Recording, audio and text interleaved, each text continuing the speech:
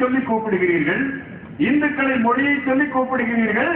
நாங்கள் இந்துக்களாக இல்லாத காரணத்தினால் எங்கள் மக்களை இந்த நாடு முழுக்க மிரட்டி வெறும் எஸ்எம்எஸ் கேம்பெயின்,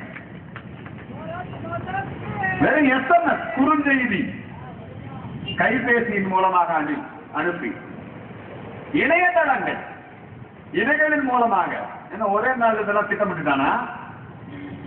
ஒரே நாள் நடந்துச்சா? அதெல்லாம் அசாமிலே போடோ புலிகள் அவர்கள் 2 இஸ்லாமியர்களை சுட்டுவிட்டார்கள் என்று சொன்ன உடனேயே மறுநாள் காலையில செல்வபுரத்தில் ஒட்டான் போஸ்ட் ஒட்டிருக்கா. இன்னைக்கு கிடைக்கல. உள்துறை அமைச்சர் சொல்லிட்டாரு, இணையதளத்தை முடக்கிறோம், பிரச்சார சாதனங்கள் வதந்திகளை கிளப்புபவர்கள் ஒடுக்கப்படுவார்கள். ஒரே ஒரு ஆள் கோட்டமேட்டு பாயை மட்டும் தான் கல்யாணம் இங்க கைது பண்ணிருக்காங்க. எஸ்எம்எஸ் அனுப்பிச்சாங்க. ஒரு பையனை மட்டும் தான் கைது பண்ணிருக்காங்க. இன்னைக்கு popular front of India SDPI Manithaneya Makkal கட்சி என்கிற பெயரிலே நாடு முழுக்க அஸ்ஸாம் மக்களுக்கு எதிராக போஸ்டர்கள் ஒட்டப்பட்டிருக்கிறதா இல்லையா? கோவையிலே, செல்வபுரத்திலே, ஆத்துப்பாலத்திலே ஒட்டப்பட்டிருக்கிறதா இல்லையா? அவனை போய் போஸ்ட் ஒட்டாதுன்னு சொல்லு, அவனை போய் பொதுக்கூட்டம் போட வேண்டாம்னு சொல்லு, ஜமாத்துல கூட்டம் நடத்த வேண்டாம்னு சொல்லு, ஜமாத்துல வழிபாடு நடத்து, மசூதியிலே வழிபாடு நடத்து. மசூதியிலே எங்கள் அஸ்ஸாமிய மக்களுக்கு எதிராக, இந்துக்களுக்கு எதிராக எதற்காக பேச வேண்டும்? அங்க இருக்கு பேனர் வைக்கிறேன், அங்க இருக்கு கொடி கட்ட, நாங்க கொடி கட்டா எவ்வளவு கேட்க, நாங்க பேனர் வைத்தா கேட்க முடியும். போய் என்ன காரணம்? கூட்டம் சேருவோம். நமக்கு எதுக்கு பிரச்சனை? அதிகாரிகள் இருப்பார்கள், போவார்கள், வருவார்கள், போவார்கள். நாங்கள் இந்த செல்வபுரத்தில் இயக்க ஆரம்பித்த காலத்திலிருந்து பல பேரை பார்த்து விட்டோம். உங்களுக்கு இது வந்து செல்லுகின்ற இடம், நீங்கள் தொழில் செய்கின்ற இடம், எங்களுக்கு இது தாய்மண். இந்த ஊரை காப்பாற்றுவதிலே உங்களை விட எங்களுக்கு பொறுப்பு அதிகம், உங்களை விட எங்களுக்கு கடமை உணர்ச்சி அதிகம். தேச விரோத செயல்கள் நடைபெற்றுக் கொண்டிருக்கிறது, சுட்டி காட்டுகிறோம். நடைபெறுவதை தடுக்க வேண்டிய பொறுப்பில் இருக்கக்கூடிய நீங்கள், அவர்கள் சிறுபான்மையினர், அவர்கள் ஒன்றுபடுகிறார்கள், அவர்கள் கூட்டம் சேருகிறார்கள், அவர்கள் சட்டம் ஒழுங்கு பிரச்சனையை ஏற்படுத்துகிறார்கள் என்று சொல்லி அவர்களுக்காக நாம் ஏதேனும் அரசாங்கத்திடம் சொன்னால், அவர்கள் மீது ஏதேனும் நடவடிக்கை எடுத்துவிட்டால் தொழில நமக்கு ரிஸ்க். அது ஆட்சித்தலைவருக்கு ரிஸ்க், வருவாய்த்துறை அதிகாரிக்கு ரிஸ்க், காவல்துறை அதிகாரிக்கு ரிஸ்க். நமக்கு எதுக்கு இந்த ரிஸ்க்? அவன் ட்ரிபிள் போனா போய்கிட்டோம், அல்லுமானா ட்ரிபிள் போய்க்கலாம், அவன் பேனர் வச்சுக்கிட்டோம், அவன் கொடி கட்டிக்கிட்டோம். இதுதான் நடந்து கொண்டிருக்கிறது. இந்த நிலைமை மாற வேண்டும். இந்த நிலைமை மாற வேண்டும் என்று சொன்னால் அவர்களைப் போல நாமும் கூட்டம் சேர வேண்டும் என்பதற்காகத்தான் எங்களாலும் கூட்டம் சேர்த்த முடியும் என்பதற்கு சாட்சிதான் இங்கே கூடியிருக்கின்ற. இதற்காக நான் எங்கள் இந்த இயக்கங்களிலே எவரோடும் சமரசம் செய்து கொள்ள தயாராக இருக்கிறேன். அது அனுமன் சேனையாக இருந்தாலும், பாரத் சேனையாக இருந்தாலும், எந்த இயக்கமாக இருந்தாலும் அந்த இடத்திலே அர்ஜுன் சம்பத் நிற்பார். இந்து மக்கள் கட்சி நிற்கும். எங்க ஊரு இங்க ஏன் நாங்க கூட்டம் போடக்கூடாது? அவங்களுக்கு அறிவுரை சொல்லுங்க. நாங்க இங்க நீதிமன்ற உத்தரவுப்படி பாக்ஸ் வச்சிருக்கோம். நான் இப்போ கேட்கிறேன், காவல்துறைக்கு சவால் விடுறேன், மாவட்ட நிர்வாகம் ஆட்சித்தலைவருக்கு சொல்றேன், உச்ச நீதிமன்றம் தடை செய்திருக்கிறது, கூம்பு வடிவ ஒலிபெருக்கி வைக்கக்கூடாது என்று சொல்கிறார்கள். நாளைக்கே உச்ச நீதிமன்ற தீர்ப்பை அமல்படுத்துங்கள், போய் இந்த மசூதியில் இருக்கிற கூம்பு வடிவ ஒலிபெருக்கை அகற்றுங்க பார்க்கலாம். செய்ய முடியுமா அவனால? எங்களை கூட்டம் போடாதீங்க. எங்களுடைய பிறப்புரிமை இந்துக்களுக்காக பேசுவது, இந்துக்களுக்காக குரல் கொடுப்பது, இந்துக்களுக்காக வாழ்வது, இந்துக்களுக்காக வீழ்வது. ரகுபதி இந்த மண்ணிலே ரத்தம் சிந்தி இருக்கிறார். இன்னும் சமாதி இருக்கிறது. இந்த ஊர்ல எவ்வளவு போராட்டங்கள், எத்தனை சிறைச்சாலைகள், எங்க மக்கள், எங்கள் தாய்மார்கள் வடித்த கண்ணீர் எத்தனை. இந்த ஊர்ல போய் இன்னும் கூட்டம் போடாது, இதெல்லாம் சொல்லி மேலும் மேலும் தேசத்துக்கு நீங்கள், இந்த மக்களுக்கு நீங்கள் ஆபத்தை வரவழைத்துக் கொண்டிருக்கிறீர்கள். எப்படி ஒரே நாள் நடந்துருமா? அசாம் எல்லா அசாம்காரனும் ரயில் ஏறிடுவானா ஒரே நாள்ல. நம்ம நாடு முழுக்க popular front of India, SDPI இதெல்லாம் வச்சு அவன் நாடு முழுக்க இதை பண்ணிட்டு இருக்கான். அவனை தடுத்தா அவன் மைனாரிட்டிமா ஓட்டு வங்கிங்கிறான்.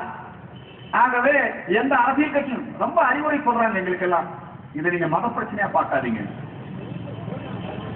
பழங்குடியினருக்கும் ஏனையோருக்கும் நடக்கின்ற மோதல் என்று சொல்லாதீர்கள். எங்களுக்கு NDTV, டைம்ஸ் நவ், இன்னும் இந்த நாட்டில் இருக்கக்கூடிய பத்திரிகைகள், அரசியல் கட்சிகள் எல்லாரும் எங்களுக்கு அறிவுரை சொல்லுகிறார்கள். ஈவன் பிஜேபி கூட அப்படிதான் சொல்றாங்க. இதை நீங்க அப்படி பார்க்க கூடாது. தேச விரோதிகளுக்கும் தேச விரோதி யார் என்று அடையாளம் காட்டுவதுதான் எங்கள் வேலை. தேச விரோதி இவன் தேச விரோதின்னு சொல்லித்தான் ஆகணும். என்ன எங்களை இன்னும் கொல்ல போறீங்களா? எங்க மேல பத்துவா போட போறீங்களா? இன்னும் எவ்வளவு பேர் வேண்டும் உங்களுக்கு? 1998 பிப்ரவரி மாதம் எங்களை காவு வாங்கினீர்களே, இந்த ஊரின் மீது தாக்குதல் நடத்தினீர்களே. 97 29ஆம் தேதி இரவு, அதன் பிறகு 4 நாட்கள் இந்த செல்வரத்திலே, இந்த பகுதியில் இருக்கக்கூடிய கல்லாமேட்டிலே, இங்கே இருக்கக்கூடிய IUDP காரணியிலே, இங்கே இருக்கக்கூடிய இந்த பகுதியில் இருக்கக்கூடிய மக்கள் எல்லாம் அந்த இடத்திலே குண்டு வெடிக்கும், இந்த இடத்திலே குண்டு வெடிக்கும், அங்கே வருவார்கள், இங்கே வருவார்கள், இப்படி தாக்குவார்கள், அப்படி தாக்குவார்கள் என்று சொல்லி போலீஸ்காரங்களுக்கெல்லாம் காப்பி தண்ணி வச்சு கொடுத்துட்டு, வீட்டுக்கு முன்னாடி பல்பு போட்டுட்டு, எல்லாரும் அவங்களுக்கு அவங்க கையில கிடைச்ச ஆயுதத்தை வச்சுட்டு இந்த ஊரை காப்பாத்தணுமே மறந்து போச்சா நமக்கு? இதை மறக்கடிக்க பாக்கிறீங்களா? என்னது இதெல்லாம் பொய்யா அந்த ஊர்ல நடந்தது? அவர்கள் திரும்பவும் அதே திட்டத்தில் இருக்கிறார்கள். அவர்கள் திரும்பவும் அத்தகைய வெறி உணர்ச்சியை ஊட்டிக் கொண்டிருக்கிறார்கள். ஆகவே இந்த மாதிரியான கருத்துக்களை பேசுவதற்கு தடை என்பதை ஒப்புக்கொள்ள முடியாது. அதை நாங்கள் இன்றைக்கு சட்டப்பூர்வமாக நிலைநாட்டி இருக்கிறோம். இந்த பொதுக்கூட்டம் நடைபெறுவது என்பது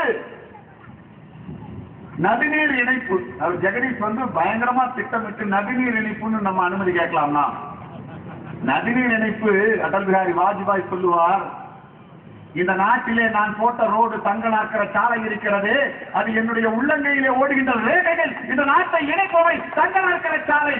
நான் சொல்லுகிறேன், இந்த நாட்டிலே ஓடுகின்ற நதி வெறும் தண்ணீர் H2O அல்ல.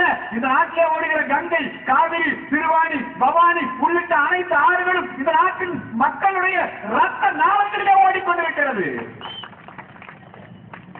நதிநீர்களை இணைக்க வேண்டும் என்பது ஏனையோருக்கு ஒரு அரசியல் திட்டமாக இருக்கலாம், ஏனையோருக்கு ஒரு பொருளாதார திட்டமாக இருக்கலாம்.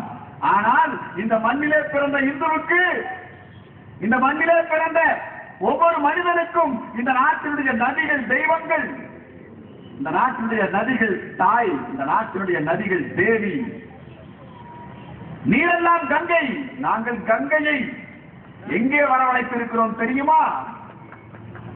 கங்கையை இந்த நாட்டில் இருக்கக்கூடிய கிணறுகளிலே வரவழைத்திருக்கிறோம். நீரெல்லாம் கங்கை, இந்த நிலமெல்லாம் காசி, மண்ணெல்லாம் திருநீர், கல்லெல்லாம் சிவலிங்கம் என்று சொல்லி இந்த தேசத்தையே தெய்வமாக பார்க்கக்கூடிய மக்கள் எங்கள் மக்கள். இந்த தேசத்தையே தெய்வமாக பார்க்கக்கூடிய காரணத்தினால்தான் இந்த நாட்டினுடைய நதிகளை இணைக்க வேண்டும் என்று சொல்லுகிறோம். ஆனால் இந்த நாட்டினுடைய நதிகள் இணைக்கப்பட்டு விடக் கூடாது என்று சொல்லி ராகுல் காந்தி அவர் வேற அடுத்த பிரதமராக முன்னிறுத்தப்படுகிறார். நிறைய பேர் இங்கே பேசுகிற பொழுது நேரு குடும்பம், இந்திரா காந்தி, ராஜீவ் காந்தி, சோனியா காந்தி, காந்திக்கு அவங்களுக்கும் எந்த சம்பந்தமும் இல்லை. ராகுல் காந்தி வந்துட்டார். இந்த ராகுல் காந்தி யார கல்யாணம் பண்ணி அதுக்கப்புறம் அவருக்கு பிறக்கிற குழந்தை என்ன காந்தி ஆக போகுதுன்னு தெரியல. ஏனென்றால் அவருடைய அனுபவம் அப்படி. அவர் சொல்றார், சுற்றுச்சூழல் பாதிக்கும் கங்கா மாதா அல்ல, ராகுல் காந்திக்கு காவிரி தாய் அல்ல, ராகுல் காந்திக்கு கங்கையும் காவிரியும் வெறும் ஆறு, அவ்வளவுதான்.